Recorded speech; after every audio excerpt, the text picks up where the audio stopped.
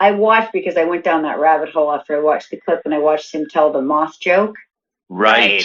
And, it's interesting. It reminded me, my dad told jokes that way. He was just so inherently funny. Yeah. That a 2-minute joke takes 10 minutes. The punchline is the least of it. Uh-huh. You're going on the journey. And that's the same thing with Norm. It's like, I don't care how long this takes. No. Because it's just fun watching him tell a story. I hadn't seen the Moth joke since it aired, and I had no memory of it. And he's so delightful doing it. You just and you almost forget that it was a joke even to begin with. It's like, oh, I don't even remember what the premise was anymore.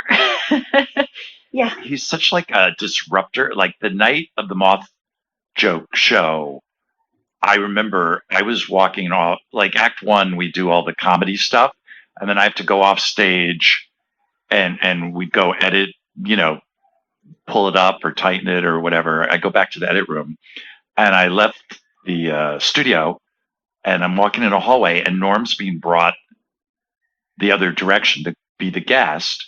And I know him only to say hello, like in a very superficial showbiz way, not at all. And I had my arm in a sling because I broke my arm, and he's like, hey, it was like an excuse for him to just stop and start talking to me. And he just started going, yeah, my uncle broke his arm, and oh boy, and he started going into this long story, and I'm like, why is he doing this? And then I realized, like, the stage manager and the segment producer, all these people were around him, and they were trying to hustle him out to, the commercial break was ending, and I swear I was thinking, like, he's just doing this to bust their balls, because he just went on a monologue for like 2 minutes. And they're kind of like looking at their watches and freaking out. And I was like, I think he just loves always disrupting. Pushing people's buttons. Yeah. Yeah. You do tell the Moth joke in the book. You told it on the Tonight Show with Conan back when he was doing the Tonight Show.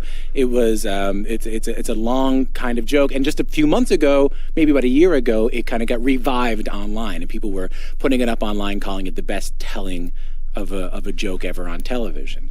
But Norm, that seemed to me like you were experimenting there. You were trying to experiment with, you knew the punchline and you knew the beginning of it, and you knew it was a pretty straightforward street joke, but you wanted to experiment with how to get from one point to another.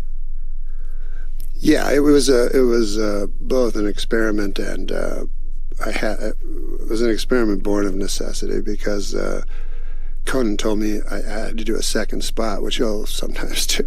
But I said, I don't have anything else to say. I have nothing left to tell you. And so then I thought of this joke that Colin Quinn had told me, this street joke. A moth goes into a podiatrist's office, and the podiatrist's office says, what's the problem? And the moth says, what's the problem? Where do I begin, man? He goes, I go to work for... That was just a 2-line joke. It was just a, one-liner times 2. So then I thought, well, how can I do I started thinking during the commercial, is it possible to do a one-liner for an entire 6-minute segment? So I thought, if I can put in between this very a little boy's joke, just a set of horrifying facts laid end to end, then it could make the sweetness way funnier at the end, because they'll have completely forgotten where I was. And so it ended up working by fluke, like often things will when you're experimenting. I need your love. You free my mind. I need your love. Yeah, you free my mind. It's Doc. Sometimes I feel like a spider, even though I'm a moth, just barely hanging on to my web with an everlasting fire underneath me. I'm not feeling good. And so the doctor says, Moth, man, you're troubled.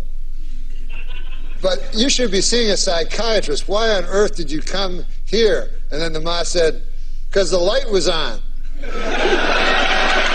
And then what happens with the computer is that people put things on the computer and they live forever.